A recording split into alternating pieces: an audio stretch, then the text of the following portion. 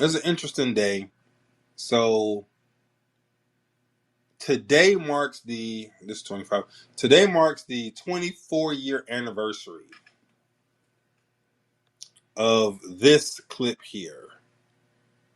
All right, this is Donald Rumsfeld, September 10th, 2001. All right, this is a very important announcement by Donald Rumsfeld. Business enterprises die if they fail to adapt. And the fact that they can fail and die is what provides the incentive to survive. But governments can't die. So we need to find other incentives for bureaucracy to adapt and improve. The technology revolution has transformed organizations across the private sector. But not ours, not fully, not yet. We are, as they say, tangled in our anchor chain. Our financial systems are decades old. According to some estimates, we cannot track $2.3 trillion in transactions. We cannot share information from floor to floor in this building because it's stored on dozens of different technological systems that are inaccessible or incompatible. So that was Donald Rumsfeld, September 10th, 2001, who said in the Pentagon they can't track $2 trillion. That's a lot of fucking money. All right. And so he was talking about they were going to do an audit to figure out where the money was. And then the next day, something interesting happened. Who knows what happened that prevented them from doing the audit to find the $2 trillion? Anybody got any idea? Building 7. Um, Something even more pointed than that is more direct. You're correct. It's definitely 9/11 was the date. Um, so you guys remember um, the the plane, quote unquote, that hit the Pentagon. So uh, the transactions that they're talking about, the servers that all that data was held on, was the exact place where the quote unquote plane missile hit the Pentagon. Out of all the And that's crazy. places, Same thing for Building 7 too. It was also with the headquarters. I mean, where that, I forget the investigating body exactly, but they were in there. They had headquarters in that building. mm-hmm, yeah. So he announces on September 10th that, oh yeah, we can't find $2 trillion. And the very next day, the computer servers and shit were hit by an airplane that that wasn't there after they came to put the fire out. Right, there was a disintegrating airplane that destroyed the servers. Right, and so I figured everyone's always talking about 9/11. Right, and so I figured we have to honor 9/10 when Donald Rumsfeld announced that they lost $2 trillion. I think that's the biggest loss in the history. I don't know nobody else who lost that much money. It's a lot of fucking money, right? So, in honor of the $2 trillion that was lost, um, so I didn't want to let the day go past without talking about some stuff. Mainly because what I find, a lot of you people don't know a lot, right? Some of y'all are old enough to know a little bit of something, but a lot of y'all, when I be like, hey, yo, what you know about 9/11? Y'all be like, huh? I was kind of young. Like, let me see who up in here. Who here too young to remember 9/11? D Train for sure. X, you kind of young, bro. You remember 9/11? I was in the third grade. Right. D Train definitely don't remember it. Yes, I remember. Uh, Yeah, but you have no awareness though. You're in the third grade. There's not a lot of awareness. You say remembering awareness. What exactly are you talking about? Remember like life, like what happened before 9/11? Did you understand the gravity of what was going on? All of that shit. Rodney, Rodney talking about he was in the third grade too. Then you don't remember it either. I All don't right. think you can ask it that way, bro. We remember 9/11. Yes. The way you framed it, Yeah, it's not really what you're discussing. Do we remember 9/11? Yes, we remember it, bro. I got you.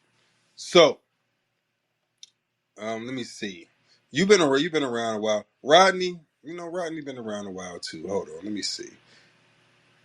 Ran, what you say? We were dismissed from school early in Philly. That sounds about right.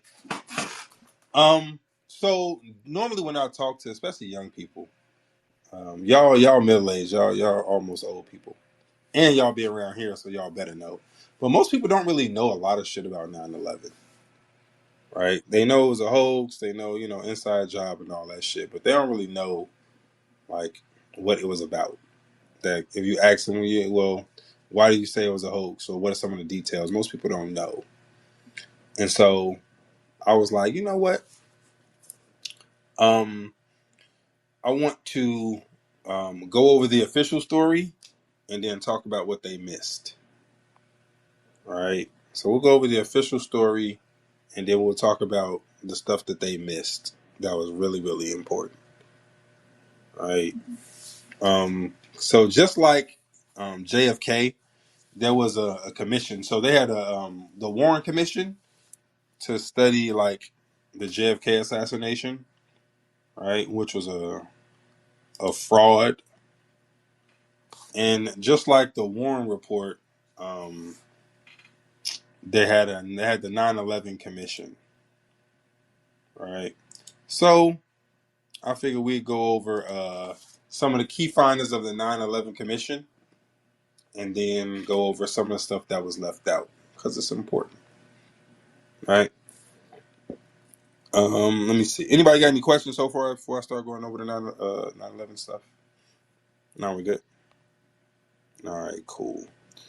Anybody in the Google got questions? Yo, let me see. Do all y'all? Let me see. Because I'm sure all y'all know it's an inside job. Otherwise, y'all wouldn't be here, right?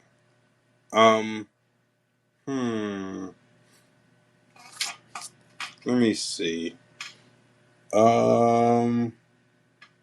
All right. On a scale of 1 to 10, everybody in the goo, put how well do y'all know the 9/11 conspiracy? Scale of 1 to 10. Let me see. Let's see what I'm working with. I like to know what I'm working with. Before I get to talking, I need to know how much I need to say. I don't want to be saying shit that y'all know. And, you know. Mm, a poll. Make a poll. Oh shit. Jamila, Jamila like making polls. Jamila, where you at?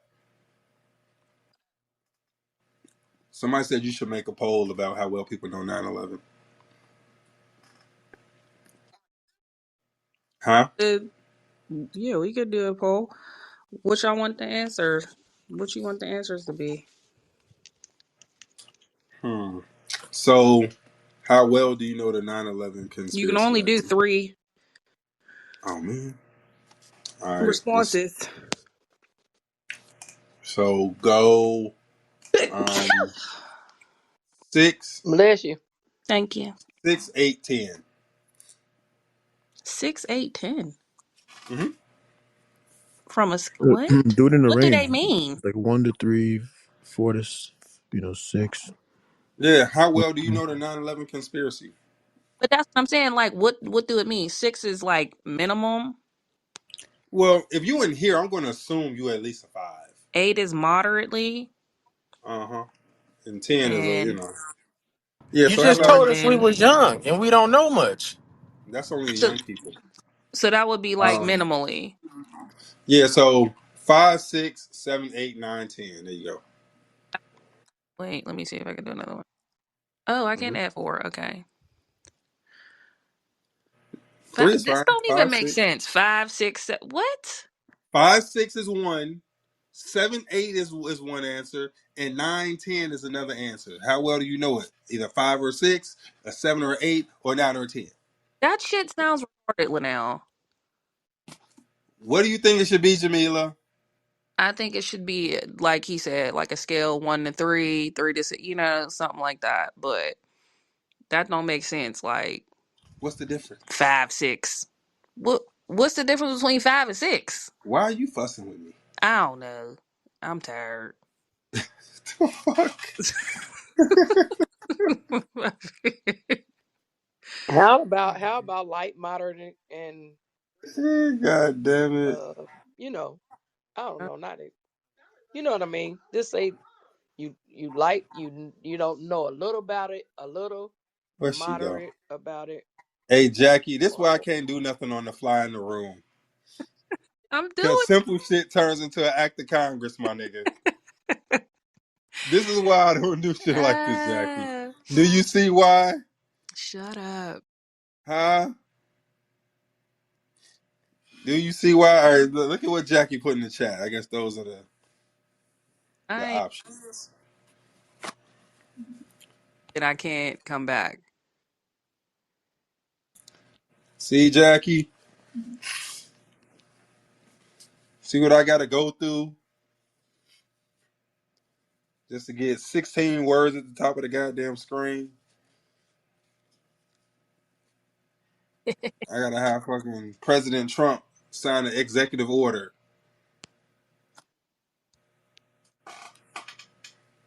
I got my man Luke Vic up in here. Luke Vic is a 9/11 dude. All right. Here you go. All right. So apparently, let me see. Jimmy, she put it up top. But All right. remember, Everybody pull out the everybody photo can't up take it because they don't have that. They might have to have the upgrade. top. That's fine. That's fine. All right. Everybody take the goddamn quiz up top. All right. So, whilst we do that, let me see. So, this is what we're going to do. We're going to go over some, um, I want to go over the 9/11 report, the 9/11 Commission report, right? Just some. I'm not gonna go over the whole thing. It's long, so I ain't gonna do it like that. But I want to go over what the official story is, so you guys know what they're saying officially happened. Okay, and then we'll go over the stuff that they left out that don't make no fucking sense. All right. And while we do that, take the quiz up top. Let me see. People taking the quiz. Who ain't taking the quiz? Let's see some of y'all take the quiz. All right, if you ain't took the quiz, take the quiz. I'm saying a bunch of people ain't took the quiz. What's wrong with y'all? All right, here we go. The official report is titled "The Final Report on the National Commission on Terrorist Attacks upon the United States." It was published in '04, and so these are the key findings. The overall failure is what they're saying: a lack of imagination and preparedness. So this is what they're saying that the problem was. That there was a lack of imagination and preparedness. The overarching failure was a failure of imagination. The U.S. government did not understand that the gravity of the threat posed by Islamic terrorism could not conceive of a catastrophic attack happening within its borders. All right, so here we go with the Islamic terrorist. Well, somehow the writers over at Fox were able to, because they aired a show in August 2001, a month before the attack, featuring the exact scenario where well, the one they played out was that an element inside the United States government pulled an inside job where they remotely controlled the plane to fly into the Twin Towers so that they can justify endless wars with a nameless, faceless enemy that they could just put anywhere. to sell their arms and shit, and they literally aired that a month before 9/11. At the very last second of this plane's about to crash into the twin towers, he just pulled up and just got it to just barely just clip the top.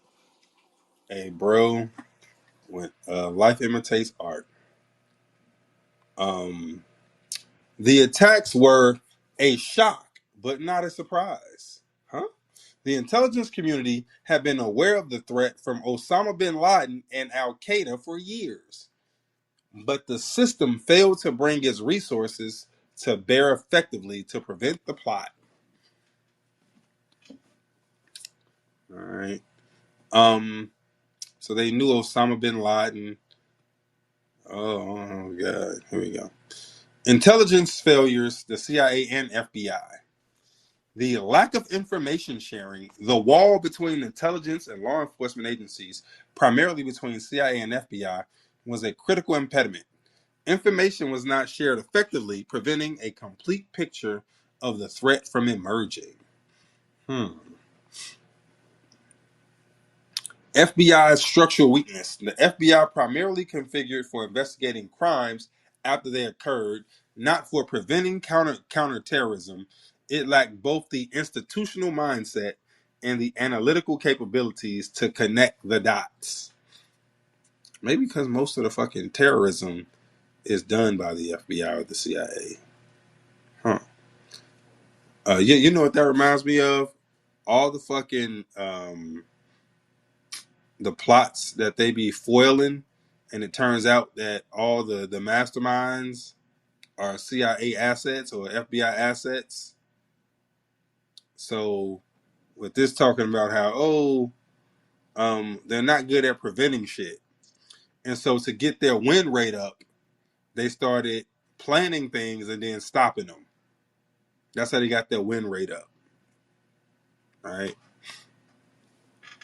The CIA's limitations. While the CIA understood the Al Qaeda threat, remember Al Qaeda is CIA.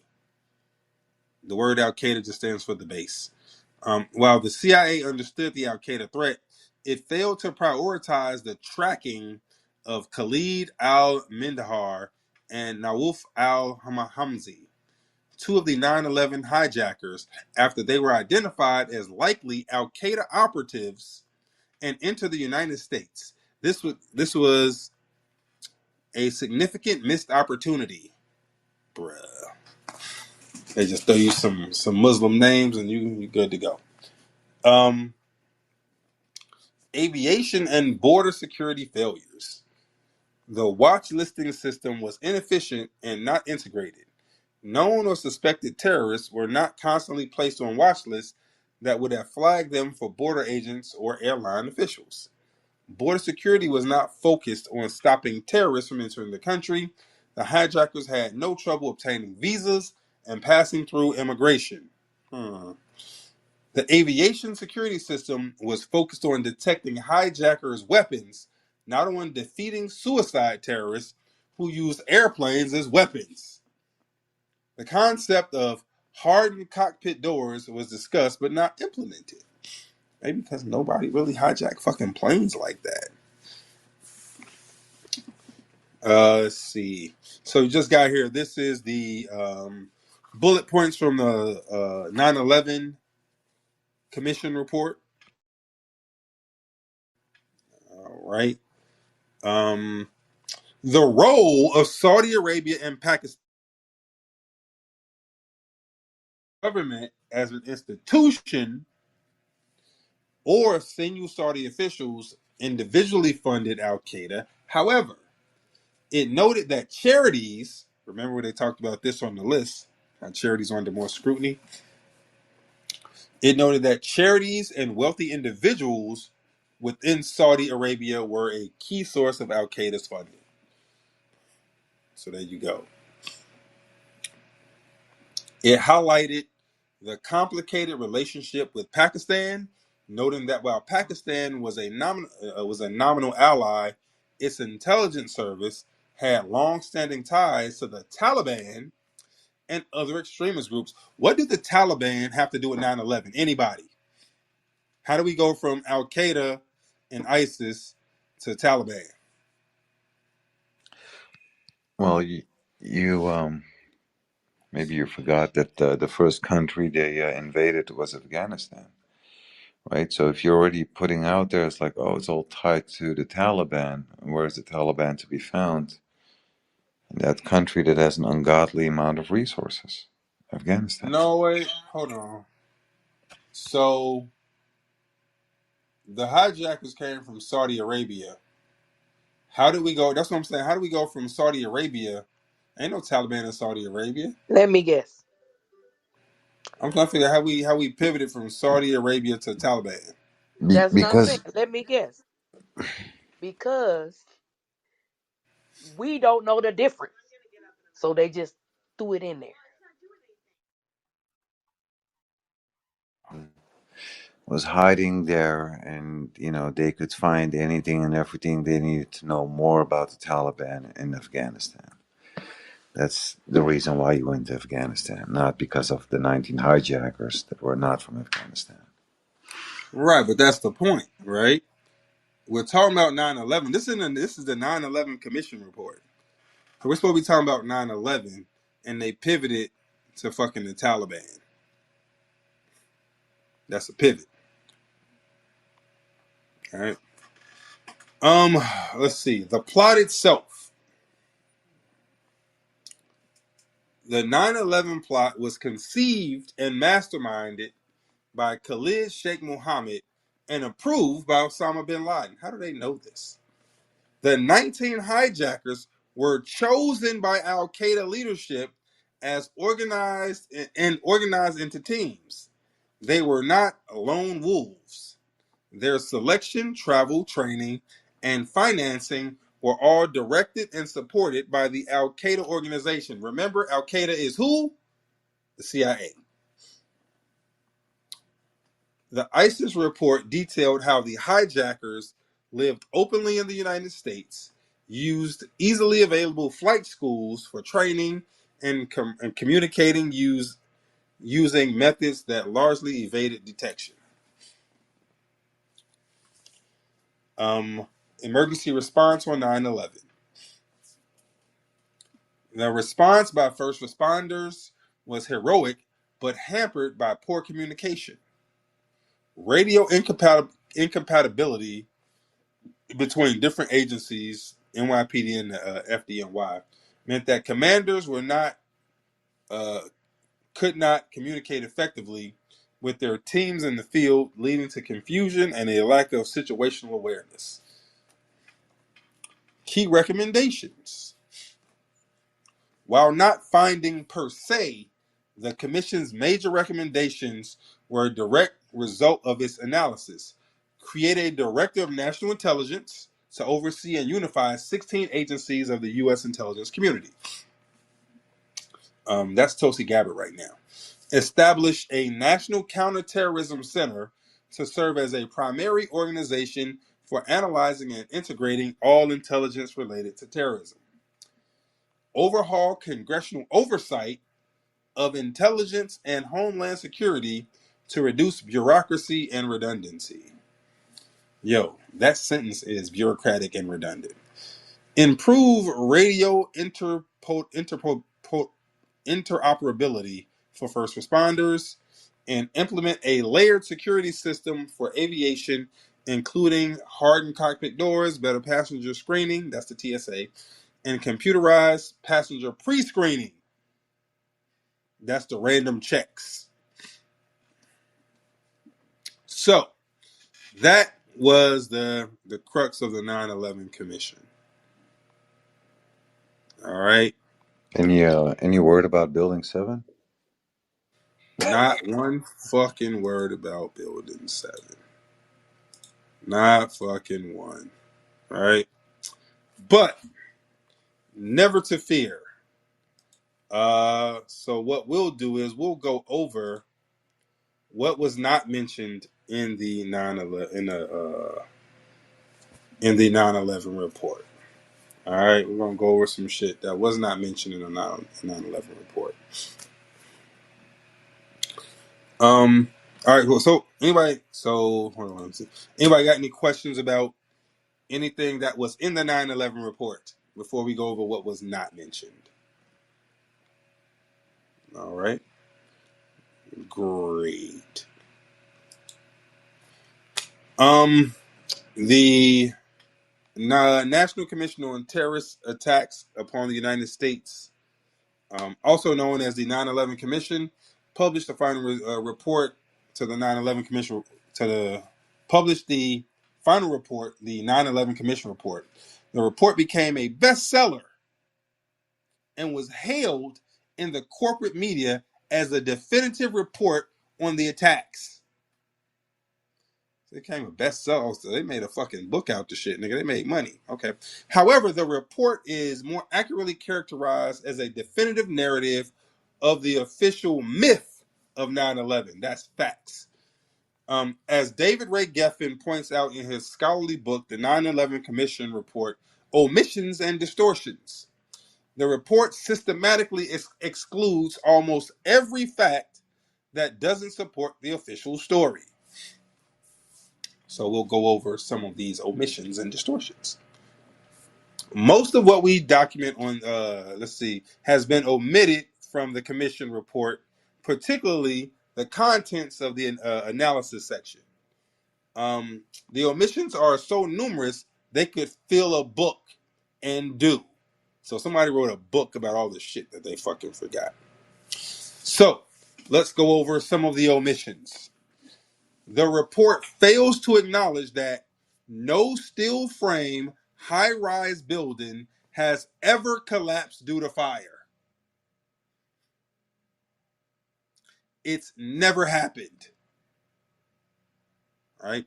And so this is one of them things where when people start talking about, well, why do you think 9/11 was an inside job? Or what do you think they're lying about? This the kind of shit you say. Right? These are all anomalies. No steel frame building has ever collapsed because of a fire. The report fails to mention the total collapse of a 47-story steel frame skyscraper building 7 at 5:20 on the day of the attack. All right. The report contains no mention of the interview in which the owner of Building 7 states that he and the fire department decided to pull Building 7, an apparent admission of the conspiracy to destroy the building and its contents. So, I've played the Larry Silverstein clip before, right? Of him talking about, we decided to pull it. I'm going to play y'all a different clip, right? So this is somebody um, who was there at the time, so he has no dog in the fight. He's just telling the story about what he heard and what he saw in regards to Building 7. So listen to what he says he heard and saw in regards to Building 7. Cross rep was like, he goes over and he says, well, you got to stay behind this line because they're thinking about bringing the building down. They didn't say what building. They just said bringing a building down. So we're like, okay, we'll take their word for it. We'll stay behind the line. And he went over and he talked to one of the, through all the commotion, he goes over and he asked one of the Red Cross or one of the firefighters what was going on. I guess, I don't know if he got an answer or not. He came back over with his hand over the radio and what sounded like a countdown. And at the last few seconds, he took his hand off and you heard 3, 2, 1. And he was just saying, just run for your life, just run for your life. And then it was like another 2, 3 seconds. You heard explosions. Like, boom! It's like a distinct sound. It's not like when compression, like boom, boom, boom, boom, boom, like floors that were dropping and collapsing. This was a boom, and like you felt a rumble in the ground, like almost like you wanted to grab onto something. That, to me, I knew that was an explosion. There was no doubt in my mind. So there are several stories like that, right? Where people are like, "Yo, they said they finna pull it." I saw this. I saw the news report where the news reporter was talking to like a firefighter or whatever. He was like, "Yo, they finna pull the building." I saw that one. I can't find it, but I saw it. But there's a bunch of people. Everybody saying the same shit. No, they pulled it. They decided to pull it. You know what I'm saying? And they don't talk about this in the 9/11 report. There's no mention of Building 7 at all. You know what's also not in the 9/11 Commission? The testimony of the janitor, William Rodriguez, that was a janitor for 25 years.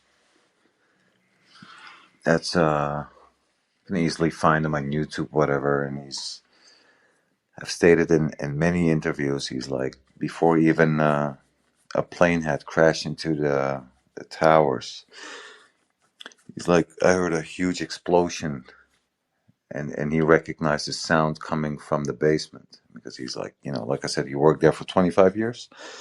He can recognize whether the sound comes from above or from underneath. And he's like, shortly after, is this guy running through the door, and he had like uh, his skin was dripping from his arms, right? And this guy was like, as he's running towards him, he's like screaming like explosion, explosion, explosion. So there were already pre-explosions prior to even a plane being,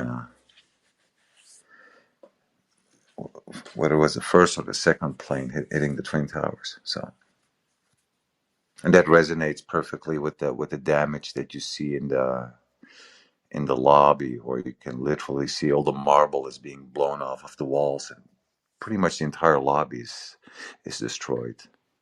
Mm-hmm. So there's lots and lots and lots. It's perhaps the easiest conspiracy to solve, if you ask me. You Like know what? there's go ahead. It should be. It is. If you know what it is, if you actually have some critical thought, if you actually want to solve it. But there are lots of people who don't want to solve it.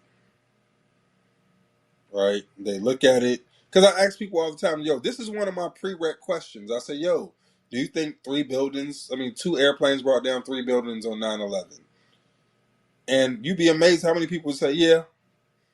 So you just think buildings just be collapsing for nothing, huh? Well, yeah, it was the fire. Like they believe it. Like it's a thing, right? It's a thing. Because they're stupid. Agreed. It's Agreed. literally you can talk about the insurance. You can talk about like where is the debris of Flight 93 that allegedly crashed or was taken down in Shanksville, Pennsylvania, which never happened. Right? This just look at like there's no debris. Right? Like magical things happen on that day. Like you had 4 out of this world pilots, you know, and then 3 buildings came down. Only 2 of them were hit by planes. But the smoking gun to me is always something you cannot corrupt, right? It's physics. You can't be like, hey, you know what, physics? Here you got like $2.3 trillion and just behave different. And that all boils down to like the collapsing of these buildings, right? Building the Twin Towers and Building 7. They all pretty much came down in free fall speed. And there's another element of physics, which is, and it's not really hard to understand. Maybe you got to read somewhat about it. The third law of Newton, which is for every action there is an equal but opposite reaction. That indicates that where the plane slammed, and I should say drones, because those were not the commercial airliners that everybody trying to make believe it was. I'll get to that in a second. But if you look at like where the alleged airplanes struck the Twin Towers, right? It's approximately 2/3 of the building and up. If the third law of Newton is stating that for every action there is an equal but opposite reaction, that as in an absolute means that only 1/3 of what was above the impact zone could have crumbled down 1/3 of what is underneath. And you don't see that. Matter of fact, you don't even see the buildings collapsing. You actually see the buildings exploding. Yeah, disintegrating. That's facts. Here, So real quick, let me play Larry Silverstein. I played the dude talking about what he heard on the radio. This is the owner of the World Trade Center, right? Yeah, this is the owner of the World Trade Centers right here. World Trade Center 7 had always been considered the starting point for rebuilding. Located north of the slurry wall, 7 had been cleared faster than the rest of the site, and there had been no bodies to recover. Pelted by debris when the North Tower collapsed, 7 burned until late afternoon, allowing occupants to evacuate to safety. I remember getting a call from the fire department commander telling me that they were not sure they were going to be able to contain the fire. And I said, we've had such terrible loss of life. Maybe the smartest thing to do is pull it. And they made that decision to pull, and then we watched the building collapse.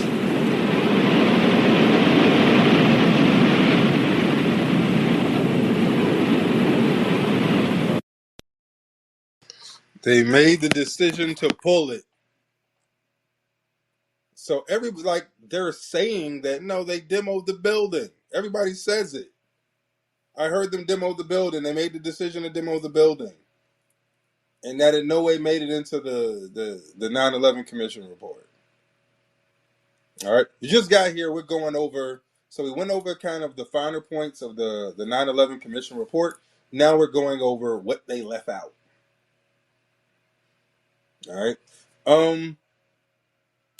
The report fails to mention the rapid removal and recycling of the structural steel from the collapsed World Trade Center building, even to make excuses for it.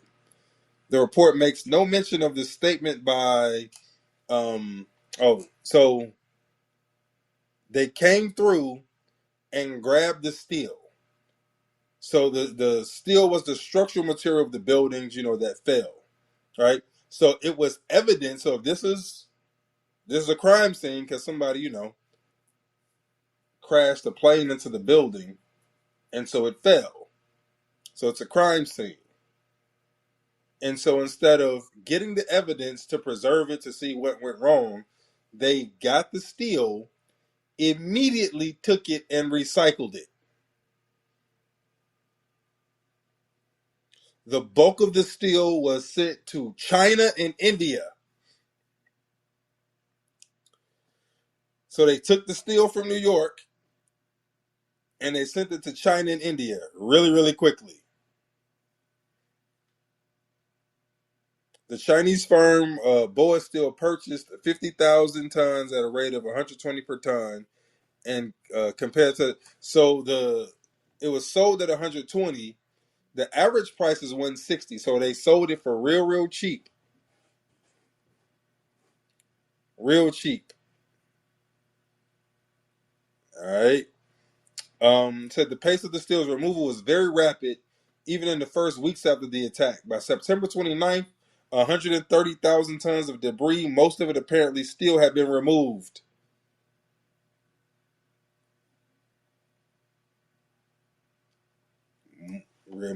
So they got rid of it really fast. All right. Even though it was probably still people up in there.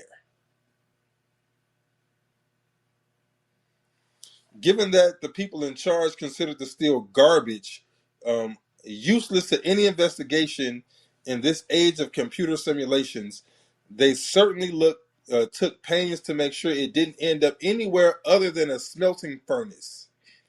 They installed GPS locator devices on each of the trucks that was carrying the loads away from ground zero.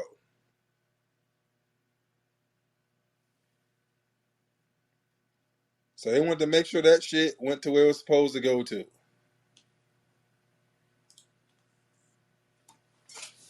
Let's see what else we got.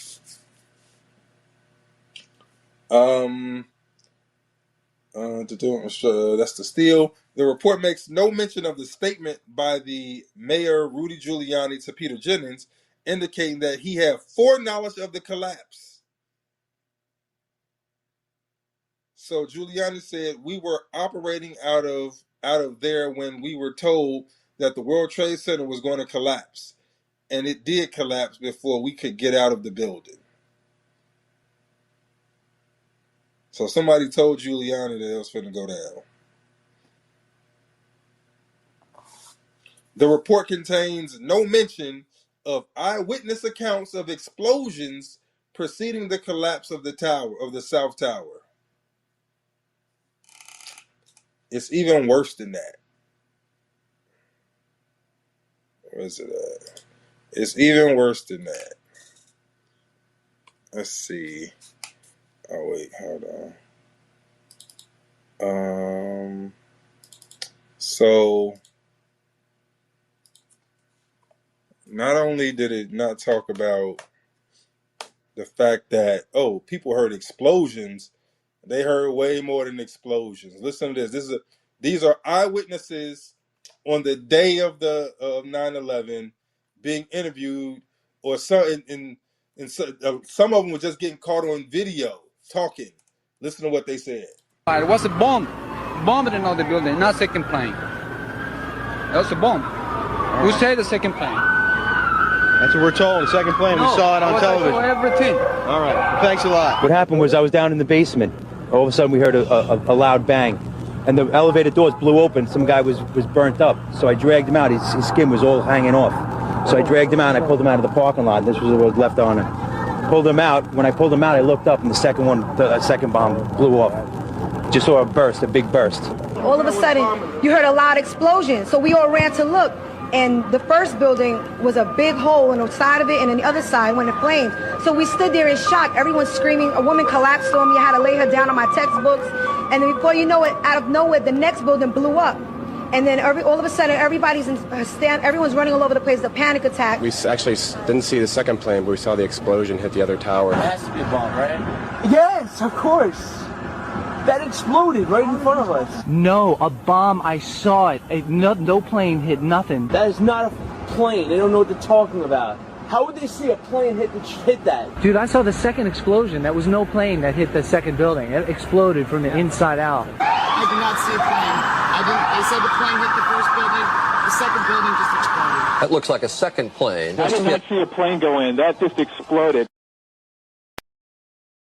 How many people got to tell you there was no plane? The only planes that were seen were on video. Witness after witness who was looking at the shit. Because remember, the first tower was on. Like, if you don't see it, if they would have just been like, "Oh, one plane hit it," cool, right? And then, one plane hit it, and then a bomb was in the second one. All right, bet, I got you. But while everybody was looking at the first tower burn, the second one exploded. No plane, nowhere. Wait, that's what you believe? 100%. You hear the witnesses? Yeah, but who are these witnesses? Like anybody? Like I'm just going by what I see, and I see like from so many different angles. The second plane slammed into the twin tower. You saw it on video, of course. Right. So that plane was added on video. There was no plane in real life. But why wouldn't you want? I don't know. That makes no sense to me. That's it me makes though. Perfect sense. How? Why would you want to slam a remote controlled drone into the first tower? I didn't say anything about it. No, I didn't say anything about a drone. No, that's what I'm saying. Like let me. Oh, this is what I wanted to say, really quick, if you allow me to. Commercial airliners cannot travel 580 miles an hour at sea level. They would absolutely and completely break into pieces. It's for the simple reason why, and I can back this up. If you ever see a plane flying over wherever in the world you are, right, you almost feel like you can grab it. It's because it needs to climb and climb and climb to a certain altitude where it can increase its speed. This counts for commercial airliners, not for a jet fighter or like I said, a drone, right? And there is a lot, and even if you look at a plane that collides with a bird, right? It just cracks the windshield. It cracks the nose of an airplane, right? We're talking about ducks and swans and goose and whatever bird type that planes collide with, right? Even heavy hail strips the paint off of the nose of a plane, right? I'm talking about heavy hail. Now, I'm supposed to believe that a commercial airliner, 90% made out of aluminum, right? It's like cutting through the steel like a hot knife through butter. Those and even if you look at all the videos, right, from all whatever angles they're taking from, right, you go find me a video where you can actually see a logo of the airliner, right, American Airlines, Delta Airlines, whatever the airliner might be, right, or any windows or any bright colors. It actually makes sense for it to be drones, especially, and here it comes. And I will have to pull it up. So anybody wants to really want me to send it to you, just let me know. All right, let Once a me ask plane you this. once a plane is damaged to a certain point, as in beyond repair, the number of the plane is never being used again. Right? This is like in that field. It's for whatever reason they have that rule. And shortly after 9/11, the planes that allegedly slammed into the Twin Towers were still flying around. So even the engine that got blown out of the building, right, that was like laying on the street, the type of engine doesn't resonate with the type of engines that those planes were carrying. So I'm willing to bet the house that those were drones. Oh, last thing I'll All right, say, there is in go this ahead. documentary called "In Plain Sight." That's the name of the documentary, where you can see this guy. He's recording the whole event. And as people are panicking, obviously, and running away from the towers, there is this woman running towards the camera, and she's like, of course, hysterically and panicking. She's saying, "Those were not American Airlines. Those were not American Airlines." Right? All And right. even if you look at the footage yourself, you just see grayish planes. You don't see nothing like white or like no windows, no nothing. And to even fly planes, right? For as much as that is true, that we're like hijackers. Mhm. You're not gonna like step out of a cave, hop on a freaking commercial airliner, and fly as fast as they were doing. That's almost like saying like, hey, you know what? You've never driven a car, and you're gonna like compete in the Formula One. No, I Like, get you. I get you. So let me ask you this, bro. So in Pennsylvania, right? mm-hmm. Shanksville, Pennsylvania. Was there a plane there? And over my unvaccinated dead body, there was a plane there. All right. In the Pentagon, was there a plane there? Same answer. Agreed. So now we got two of the four planes. You and I agree does not exist, right? They said there were planes. There were no planes there. It's impossible, right? So now let's go to the last two places where there's supposedly planes. I just played you a bunch of people on the day of 9/11 saying I was looking at the building, no plane hit it. It was a bomb. A bunch of people say I saw a bomb. There was no plane. Okay? And so now I want to ask you an operational question, right? So even let's go with your drone theory. If someone, if a fighter jet somehow scrambles to intercept your drone, I mean the best laid plans get fucked up. If somehow some random knucklehead hero fighter jet pilot somehow scramble to knock down the drone, all of your plans go to shit. Just think from an operational standpoint. Is it more intelligent to risk? And what if you miss? What if the drone misses? What if something happens and it doesn't hit it where it's supposed to hit it? When you add in the more factors you add in, the more likely something can go wrong.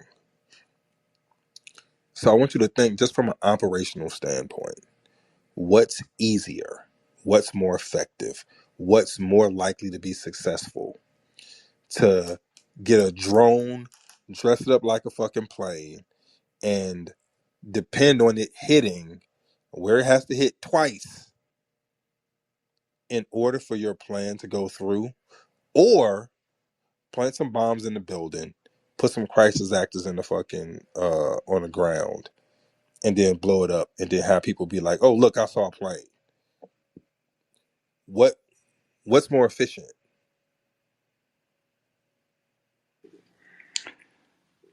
Well, what's more efficient? To disguise it as much as possible, man. I don't like here. I wasn't there, right? I live all across the ocean. The thing is, like, God only knows what type of technology they had back then, right? You think like you're doing something on your latest iPhone 17, and like that shit is old, and compared to like what the Mhm. government already has on their hands. So G- God knows, man, like what type of advanced freaking um, CGI they broadcast it, and they use some sort of hologram. I don't know, man. I know like technology is way more beyond crazy than all of us combined can imagine it to be. So I don't know, man. I don't even. Hey, Who's to say? Ludwig, I know you spend a lot of time on this one, bro. This is like every time I talk to you, especially about 9/11, Mm. like you're really, really informed, bro. I know you are. I'm here to tell you there were no planes, only explosions, and um, maybe a hologram that only people from a certain vantage point could see. Because I've seen videos um, of people like of the towers burning, and then the other one just exploded. And then I've seen videos of like a plane coming through. So I can give you that people at a certain place may have seen a hologram, but in real life there were no fucking there was no drone, no nothing. Nothing physical hit the towers. It was just explosions. You know how it could make sense what you're saying? Is the example I always use with like two cartoons chasing each other, and one cartoon is like running to like a door or like a brick wall, and it leaves like a perfect silhouette. Now go on your search engine, type in 9/11 Twin Towers, right? You will see the images. Click on images, zoom in on like the best picture you can find, and you will see yourself that all the way literally to the tip of the wings, a perfect silhouette is being left in the buildings, both in the north and the south tower, Mm-hmm. right? So now I'm supposed to believe, like what I mentioned before, that the first time ever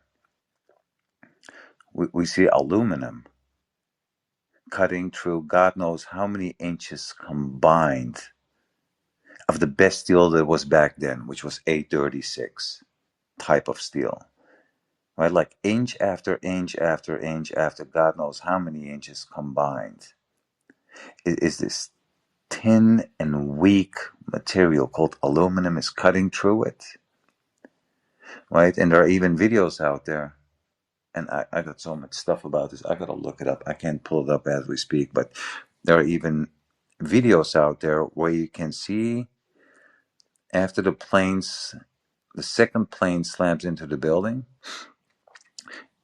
it almost looks like it was covered with a paper that's burning with a delay, as if like the timing was not perfect.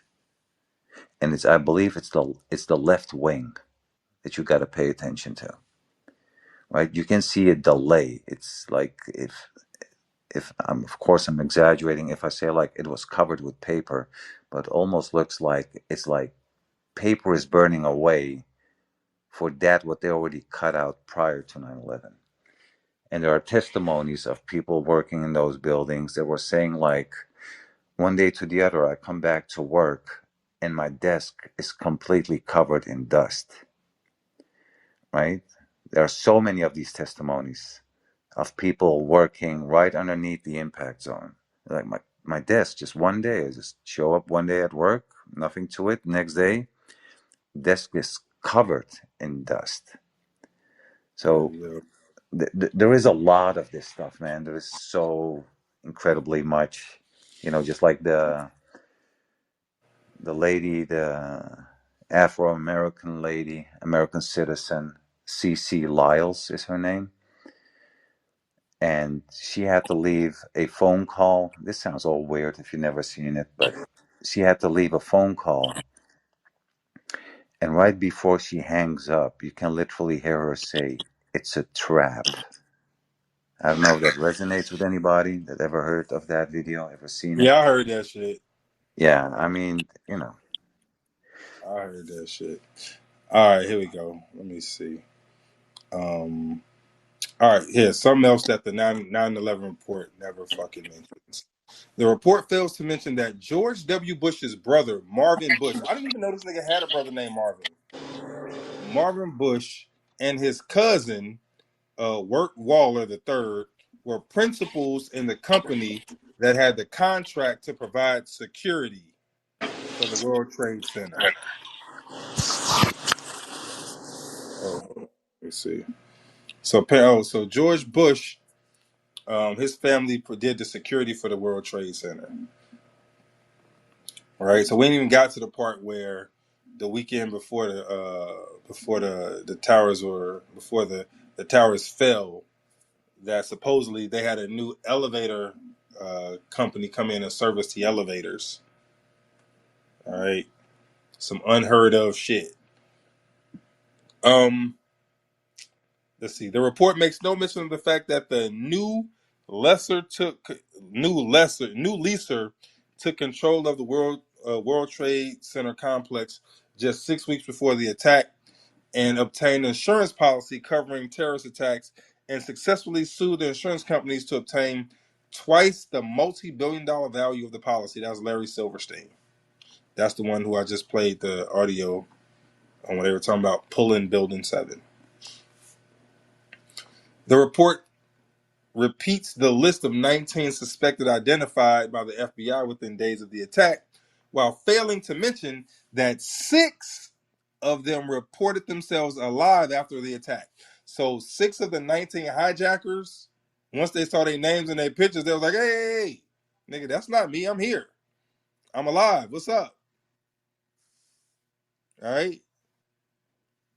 Alive and well. So they just got some dudes, got their names, and put their pictures on the fucking TV talking about, yeah, this them right here. Imagine if that's you. Imagine you sitting at home, eating your fucking breakfast, and it's a terrorist attack, and then they be like, yeah, this the person that died. It's the suicide bomber. These motherfuckers called and was like, hey, hold on, whoa, that's not me, bro. But they never mentioned that in the report. All right. I think it's like 11 of them dudes that actually came forward. The report fails to mention any of the reports of behavior by alleged hijackers before the attack that belie the official story that they were devout Muslims on a suicide mission for Allah. The report fails to mention that the published passenger list contained no Arab names, a fact publicized by skeptics of the official story. So actually on the manifest, on the passenger manifest, no Arabs were on it. Now, how do these niggas get on the plane? The report fails to ask why the plane that crashed into the Pentagon was not stopped by the anti-aircraft missile batteries that presumably ring the building. So the Pentagon, that's the home of the DoD, Department of Defense, or now the Department of War, right? There's a shit ton of security measures around it, and for some strange reason, none of them went off. Maybe because there was no fucking airplane at the Pentagon. The report fails to mention that no credible footage of the Pentagon attack has ever been made public, despite public knowledge that the FBI seized the footage of the attack from nearby businesses.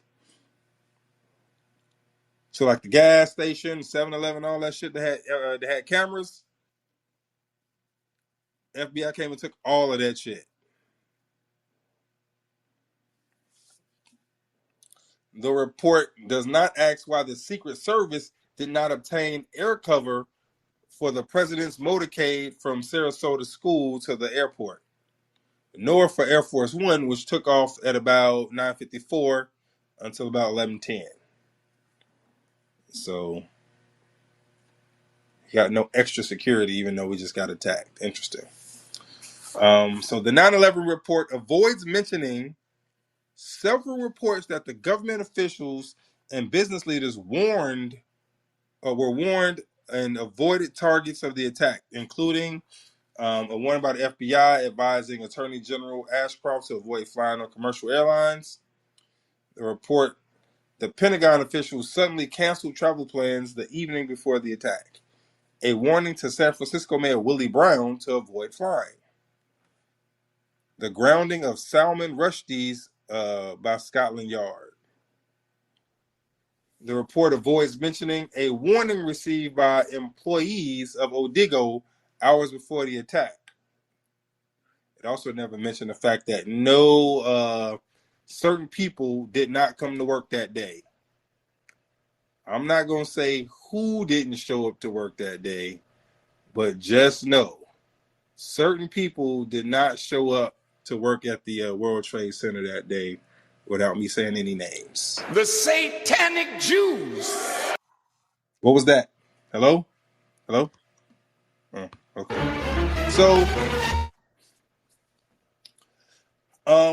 let's see. The report does not mention the letters with the weaponized anthrax were sent to two of the most powerful senators attempting to slow the passage of the 9/11 attack predicated U.S. Patriot Act. Real quick, brother. It's Big Yeah. Teddy. What You up? can't skate past them without talking about the dancing ones, bro. Let's see. I can talk about the dancing. Let's see. It is the. I think this is my man Big Teddy talking about right here. It began when this woman was watching the Twin Towers burning from her apartment in New Jersey. She noticed three men on top of a van, posing for pictures with the towers burning in the background. And I could see that they were like happy. You know, they didn't look shocked to me. You know, they didn't look shocked. I thought it was very strange. The witness called police, who stopped the van hours later and arrested 5 men. All 5, it turns out, were Israeli. They were turned over to the FBI. Sources tell ABC News during a check of national security databases, some of the men were listed as having had connections with Israeli intelligence. At the FBI, that set off alarm bells. The FBI needed the answers to 3 important questions. Who were these men? What brought them to that parking lot on the morning of September 11th? And did they have any advance knowledge of what was going to happen that day? They said they worked for a company called Urban Moving. The FBI obtained a search warrant for the company's offices. 2 SUVs were filled up with between 9 and 12 boxes and computers. Not long after the arrests, the offices of Urban Moving were simply abandoned. Almost everything was left behind. In jail, the 5 Israelis were repeatedly interrogated and given lie detector tests. Stephen Gordon was their American lawyer. They were asked questions if they had ever been approached by or hired by any non-United States intelligence community. While there is still some debate among American intelligence officials, many investigators believe some of the men were part of an Israeli operation aimed at monitoring radical Islamic charities that support groups like Hamas, something lawyers for the 5 men and the Israeli government strongly deny.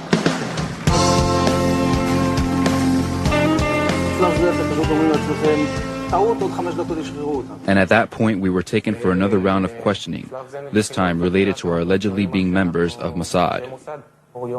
The fact of the matter is, we are coming from a country that experiences terror daily. Our purpose was to document the event. Our purpose was to document the event. Damn, by dancing in the background and cheering that shit on, that's documenting the event. Got you. So there you go. There go your 5 dancing Israelis, brother. You know what I'm saying? You know, they were also invited to a television program in Israel.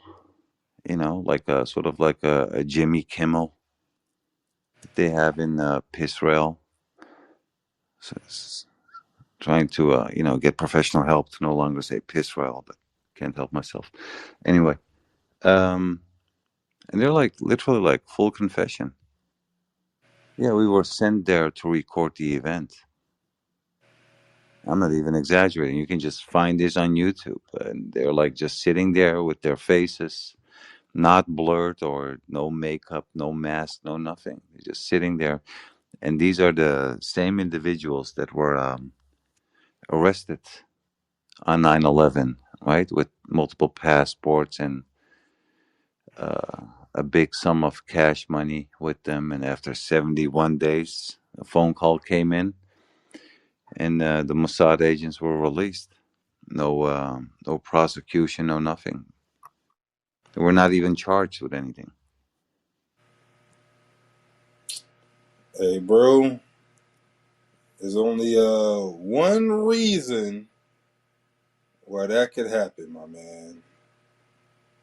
The only one. I don't know, You know what it is, but you and I know what it is. It's all right. Hold on. The only reason that happened is because they were The satanic Jews. What the hell was that noise? I don't Sounded know. weird. Yeah. I don't know. All right, here we go. Where we at? Let's see. We're talking about what did the 9/11 report miss? Let's see. The report states that the commission was chartered to prepare a full and complete account of the circumstances surrounding September 11, 2001 terrorist attacks, including preparedness for an immediate response to the attacks, but fails to mention that it makes no attempts to meet its charter. So these are some of the falsehoods, right? The report notes that the interior core of the Twin Towers was a hollow steel shaft in which elevators and stairwells were grouped. In fact, the core structures were composed of bundles of steel columns numbering 47 and having outside dimensions, in most cases 36 by 16 inches and 54 by 22 inches. So this just kind of gets into like the structure of the building, right? The report states that the South Tower collapsed in 10 seconds when it actually took around 15 seconds. While one might expect the commission would overstate rather than understate the collapse time, the fact that the commission did not even consider a collapse time within 1 second of vacuum free fall time, 9.2 seconds, a problem for the official explanation is evidence that the commission would endorse that explanation no matter what the facts were. Regarding the failure to promptly move George Bush from the known location in Sarasota, the report states that no one in the traveling party had any information during this time that other aircraft were hijacked or missing. Yet, according to the evidence assembled by David Griffin, the Secret Service has open lines to the FAA, whose top operations people in Northeastern Corridor thought that as many as 11 planes have been hijacked. That's because no fucking planes have been hijacked. The threat of terrorist hijacking commercial airliners within the United States and using them as guided missiles was not recognized by NORAD before 9/11. The report had drills of jets as weapons, described pre 9/11 NORAD drills involving hijacked airliners crashing into the World Trade Center and the Pentagon, Operation Northwoods. So they actually ran drills about this exact same thing. That's how they covered it up. So if you ever seen 9/11, no, if you ever seen Loose Change, Loose Change, there's the audio of the pilots asking, "Is it a drill?" Like they was like, "Yo, it's some planes being hijacked and ran into the World Trade Center," and the pilot was like, "Yo, is this a drill?" Is it? Because they had They're actually asking like, did is it drills before. is this real life or exercise? Exactly. Exactly. Um, let's see, which one is this? Boom, boom, boom, boom, boom. To address the report didn't address the charge that Saudi nationals were flown out of the country. All right, before the post 9/11 flight ban was lifted. So while nobody else was flying in the air, the only flights in the air were Saudi nationals getting flown home. All right. Let's see. This gets into the contradictions that Hani Honjo's pilot application was rejected, and that he was a terrible pilot on one hand, but asserts that he was the operations most experienced pilot. He piloted flight 77 through a 330-degree spiral dive maneuver. On the other hand, yeah, that's some impossible shit. Impossible. You want to hear something funny, Linnell? Yeah, what you got? In the 1990s, and I said that the West really doesn't understand militant Islam. So I wrote a book in 1995, and I said that if the West doesn't wake up to the suicidal nature of militant Islam, the next thing you'll see is the militant Islam is bringing down the World Trade Center. Yeah. Those that Is that didn't. your boy Benji? Yeah, That's Benji? it's Benja Swine Satanyahu making this prediction in 1995 about, just like he was gaslighting from all the way the early 2000s. Iran is weeks away from developing nuclear warheads. We're weeks away. They can, and it's like you see this whole compilation of this square-headed Polish idiot Satan worshiper. It's yeah, man, he's on a roll. The satanic Jews. What the hell is that noise? So the hey, so I talked about this before, right? So he said it in 95, but I think the plot to bring down the World Trade Centers started in 76. 1976 when they went up. I think they were like when they were put up, they were put up with the idea that they were going to be brought down. You ever see the coin, the Israeli coin?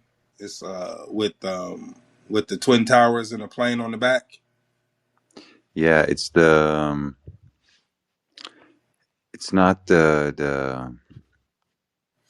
it's not the twin towers, but it's their scripture, right? How they look. Yeah, it's Yeah. just, but it looked like two towers and a plane flying into that shit. Yep. And it was minted the same year that the towers went up. Do you know that? Yeah. Not only that, but then it becomes a little bit some will say like superstition, whatever. If you go from 67, right? You said no, No, it was 68. it was I think it was 70 like 273. I So got I it was after Kennedy, got killed, and all this happened during Nixon.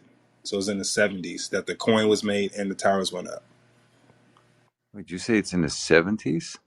Yep. I got 67. Let me see. Is that one that's on the? Let's see. The coin. That coin is from 67. Mm-hmm. And the towers went up. Let me see. What I does think it say? towers went up. No, my bad. It's saying 68. I got it right this time. Oh, so that's the year they killed Kennedy. I think that's when they killed. No, that's King was killed in. Yeah, and then it becomes a little bit like, stuff you can't really directly prove, but Yeah. from 68 to 2001, how many years is that? Uh, like 33. 33. Yeah. Yep. And what do these Satan worshippers do? They always mock who? The second coming of Jesus, right? The Messiah. Yeah. What's the highest ranking in the Freemason world, right? It's 33. And this is all this stuff that they're doing. The same thing they did with the, what I call the crack scene, the COVID stuff. They told you up front it's experimental. God forbid there is somebody in this room that still believes it's benefiting your health. That's your problem. But they give you these hints, and the reason why they're doing that is because there is this thing called karmic retribution, right? We serve God in our best ability for us to be rewarded in a life after. They believe if they give us the heads up, right, like certain signs and symbols, and just like the word experimental, referring to the vaccine, they believe that they can wash their hands clean, that it holds no consequences for them in the day after. So that's why you see it. All this like have to do with like predictive programming, like you heard. Talmud, right? And Oh so in the shit. Talmud, yeah, I know, right? So in the Talmud it says if you don't directly harm somebody, then you don't get the like it's not your fault. So if you like it says if you tie your neighbor up and he starves to death, then it's not your fault. And so like you said, they'll say, "Oh, it's not mandatory," and then kind of force you to get it, right? So everything they do is about them um, indirectly killing people and fucking people up because as long as they don't do it directly, then karmically they're not responsible.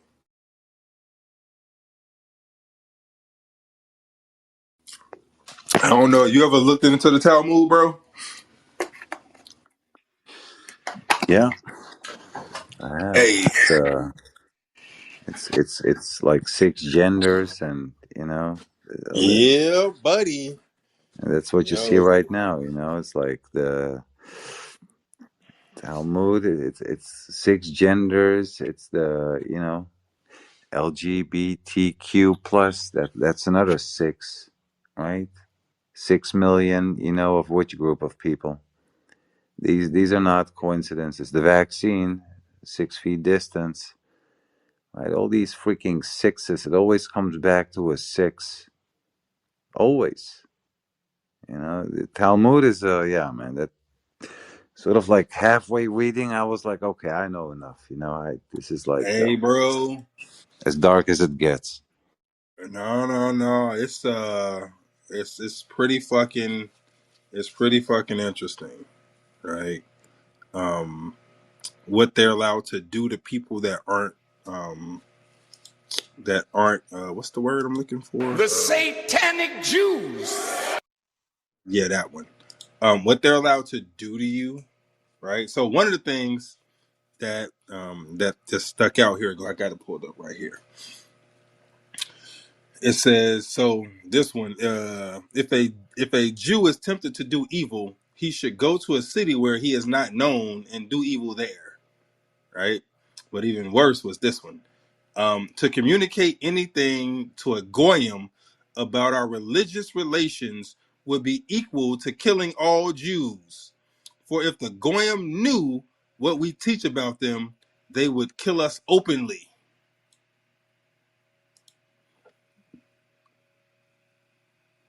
Yo, everything we talk about, like it's talked about in the Talmud. Like all the stuff that we be like, hey, yo, who did this and who did that and why they do this? It's talked about in the Talmud. All the shit with 9/11, it's talked about in the Talmud. Like they tell you everything that's going on. You just gotta, it's right there. They explain why they do it, who they doing it to, what's the purpose, all of that shit. They explain it. And so once you get an understanding, like you're no longer confused. Like I'm not confused anymore. Like I understand it all. It's like, oh, okay. What's this shit say? Hold on. Where's this shit at? Said he who desires that none of his vows made during the year be valid, let him stand at the beginning of the year and declare, every vow which I make in the future shall be null. And his vows are invalid. Bruh. If a Jew be called upon to explain any part of the rabbinic books, he ought to give openly, he ought to give only a false explanation. Whoever will violate this order shall be put to death. They tell you everything you need to know about what's going on in the that they're doing. Not even a question. They tell you openly, well, not openly, but it's there. If you read, it's there. If you look for it, it's there. It's kind of like what we was talking about 9/11. It's like, yo, if you really want to know what's going on, it's there in front of you.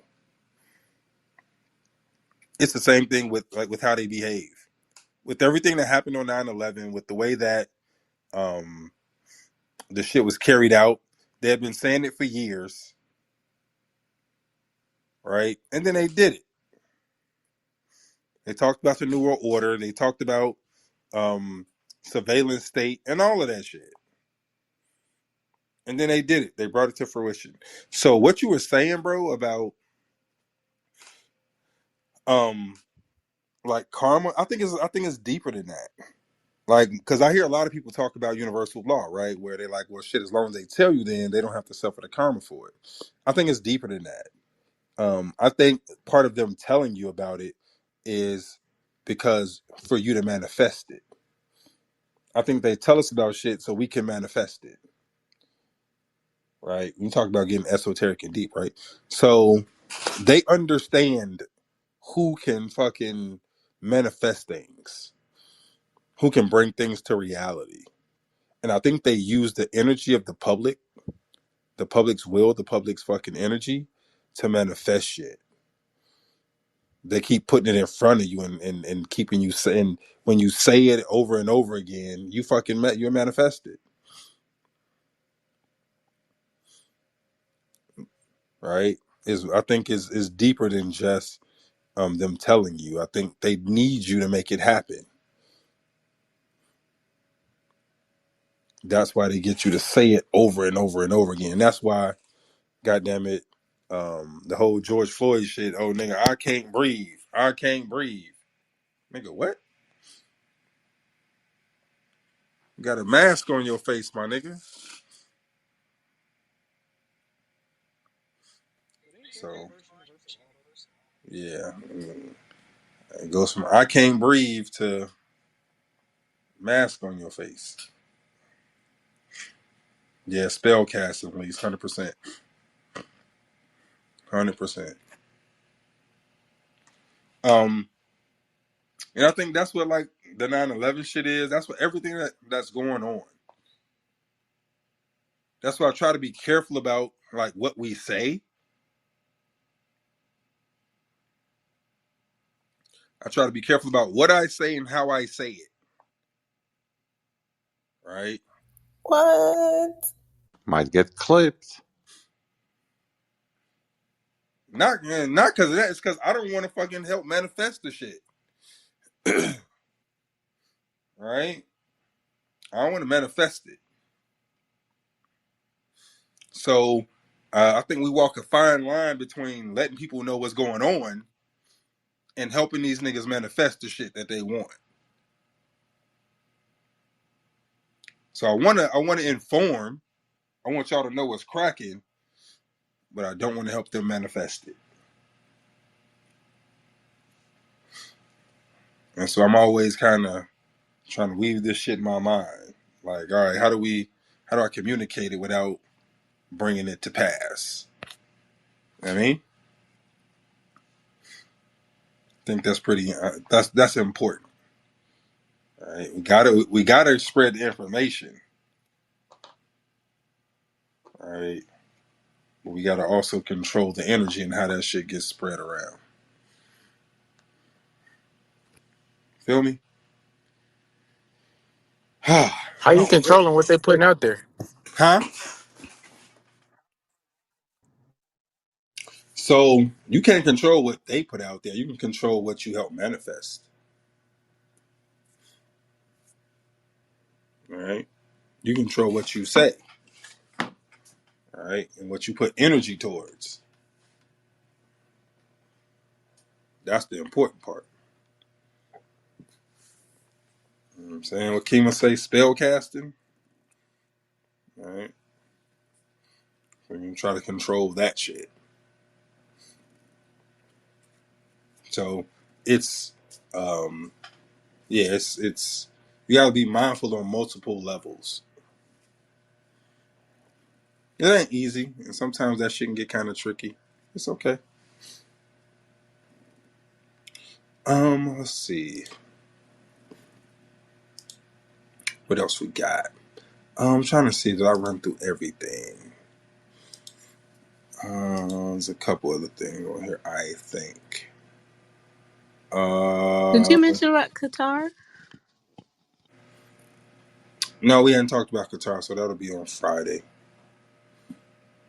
Yeah, we'll talk about Qatar on Friday. So, we'll talk about Qatar on Friday. We'll talk a little bit more about Charlie Kirk on Friday. And it's a bunch of other stuff going on, so we'll probably dig into that stuff on Friday. I mean,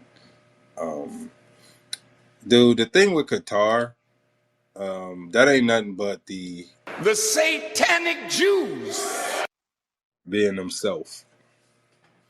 I know, but isn't Qatar a U.S. ally? Yeah, like I said, we'll get into it on Friday. Everything that kind of happened, right? How it came to pass. So I mean, it's more the same. Like when I heard about it, the story was one thing, but when I was listening to the story, I was like, yeah, that don't sound right. I was literally because Hess was telling me about it. I'm like, yeah, that don't sound right. And then she was like, well, that's just what they're saying. I said, okay, let's wait till the other story come out. And the other story came out, and it was what I thought. And she was like, okay, yeah, I know, homie. But yeah, we'll talk about it on Friday. So yeah, we'll get into Qatar on Friday. We'll talk about um, RFK on Friday. Some more shit coming out. Um, Charlie Kirk. Like I said, it's been a real busy day. All right, so we'll get into most of that shit on Friday. All right. Um.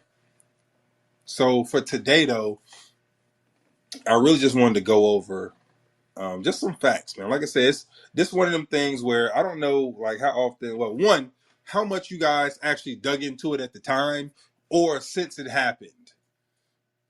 Right? I know most of you guys already know. Oh, yeah, it's an inside job, but I don't know how inside y'all knew it was. Right? So the towers were owned by Larry Silverstein, who's The satanic Jews. what the fuck is that noise?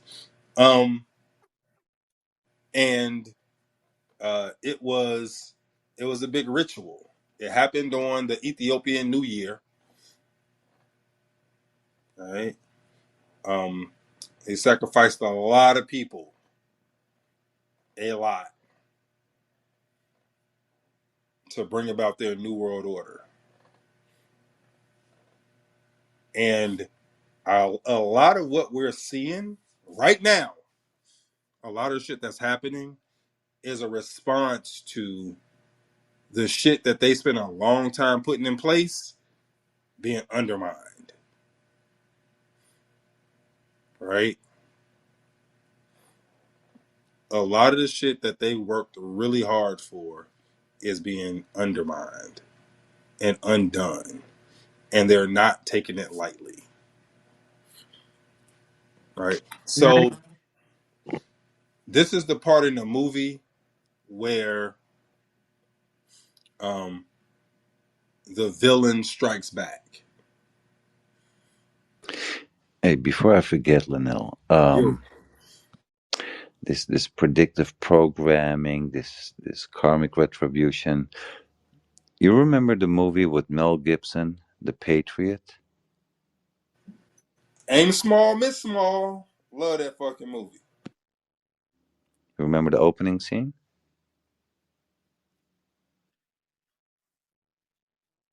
I think that's when the son came in the battle, right?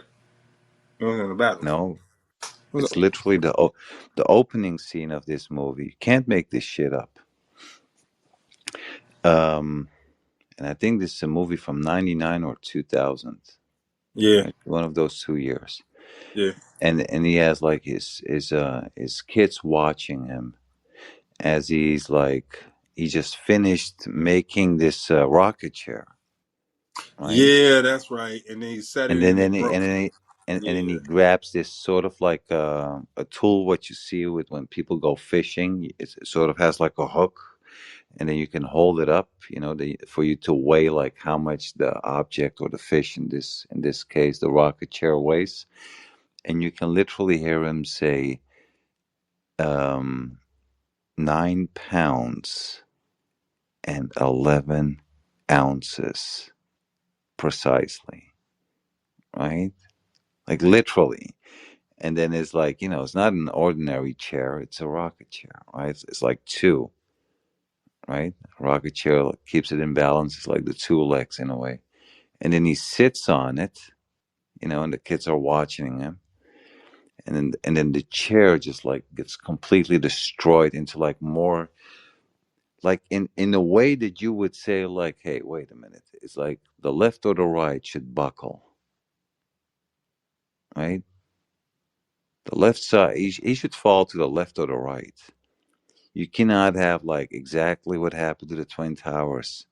It's identical. It just gets completely destroyed, right? Asymmetrical damage done to both Twin Towers cause for a symmetrical collapse. It just contradicts everything, right? You see the same thing happening to this damn chair. And they had this pilot. Where the freak do I have that shit, man? Let me see. It's like where they do this. It sort of is like they infiltrated into the whatever program of the CIA, and they found out that there is something that's about to happen on 9/11. I can maybe play a short clip if you want to hear it, Linnell, if you want me to play it. what you got?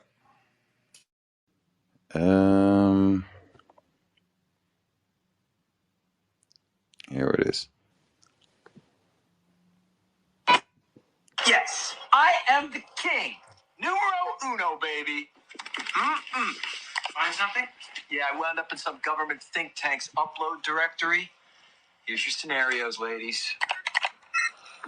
These look like counterterrorism scenarios, war games developed for the Defense Department. What's scenario 12D? Airline terrorism? That doesn't make sense. Your father was murdered over a war game? Download it. Incredibly, the plot of the pilot episode of The Lone Gunman, a spin-off of the popular X-Files television program, aired in March 2001, depicted a scenario in which a group of government insiders piggybacked on a military war game involving a hijacked airplane to remote control a civilian passenger jet into the World Trade Center. hell are you doing? Why can't you stay out of this? Leave me buried. What is scenario 12D? We know it's a war game scenario, that it has to do with airline counterterrorism. Why is that important enough to kill for? Because it's no longer a game. If some terrorist group wants to act out this scenario, why target you for assassination? Depends on who your terrorists are. The men who conceived of it in the first place. You're saying our government plans to commit a terrorist act against a domestic airline? There you go. Indicting the entire government as usual. It's a faction. A small faction. For what possible gain? The Cold War's over, John. But with no clear enemy to stockpile against, the arms market's flat. But bring down a fully loaded 727 into the middle of New York City, and you'll find a dozen tin pot dictators all over the world just clamoring to take responsibility and begging to be smart bombed. Yeah, that's the episode, the pilot episode from the 4th of March 2001. What's the show? The Lone Gunman. Lone Gunman. You right. Yeah. That's right. Yeah. You right. Yeah. That's what's up. Yeah, you're right. A lot of predictive programming. A lot of freaking predictive programming all over the place. I think Ethan mentioned, he said something in the chat. The Back to the Future 9/11 reference. You got the Matrix 9/11 reference. It's a bunch of Yeah, different. the expiring passport of Yeah, Neo. yeah. Yeah, a lot of different ones. So you're right about that. All right, let me see. Anybody got any questions about anything we talked about? There's been a bunch. We've been sitting up here running our mouth the whole time. Anybody got any questions? We good? So like I said, 9/11 is one of those. Yo, you gotta know this one, right? You gotta know 9/11. You gotta know why it was important. You gotta know it's an inside job. You gotta know some of the specifics. Right, this isn't one of those you cannot know. It's pivotal. To me, it's kind of like the JFK shit, where you got to know JFK shit. Right, it's a foundational conspiracy. Like, it's hard to be a critical thinker and not know. Like, these two are huge. They're huge events that are obvious lies, and so they're easy. So you just got to know them. All right. So we'll get back to something a little bit harder on Friday. So we're gonna talk about some more nuanced shit on Friday. But 9/11, like the Mossad did it. All right. Like, if you didn't know who did it, the Mossad did it. All right. Just in case you were wondering, well, who did it? The Mossad. All right. Israel brought it. Israel brought the towers down. All right. The satanic Jews. Hello. I don't know what that was. Okay. But yeah. But you got to know that. Right, because this is one of them things where if you don't understand that part, then everything else is going to lose you. Even with JFK, who did JFK? Israel. All right, who set Nixon up with Watergate? The satanic Jews. Hello. Oh, okay. So you just got to know. USS Liberty. The USS Liberty, that's 67, right? So you got to understand the pattern here. So once you understand the pattern, everything else becomes really, really clear. Once you understand, so we did the Talmud show, we did the Bolshevik show, we did the Holocaust show. Like, a pattern should have emerged already. We talk about this shit way too much for you not to see the pattern. If you don't know the pattern, go back and listen to all those shows. World War II, the Bolsheviks, in the Talmud. Those three alone will give you what you need to know. All right. So yeah.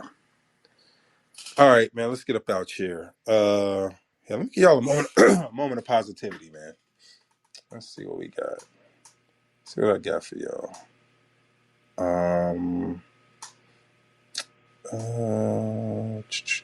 Where is this at?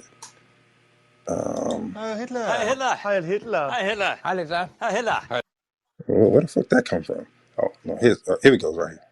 Buy land in secret, build your house in secret, then celebrate with friends and family. Seek marriage in silence, plan in silence, then marry in front of a crowd. You see, not everything needs an audience. Jealousy is real. When you move, move quietly. When you work, work quietly. When you build, build quietly. Let them see the results, not the plans, because the loudest moves are the ones made in silence. All right. Good shit.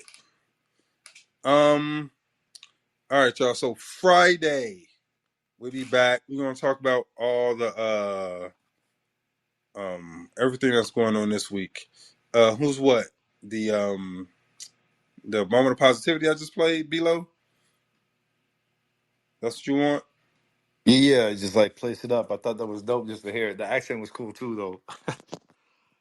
Hey yo, I know, Yeah, and right? I was about to say, like, I know that you're gonna shut the room down, but I was gonna say, like, earlier on when that's like popped in the room, I was like, the 3, the 6, the 9, like they move on 11s, 13s, 3, 6s, and 9s.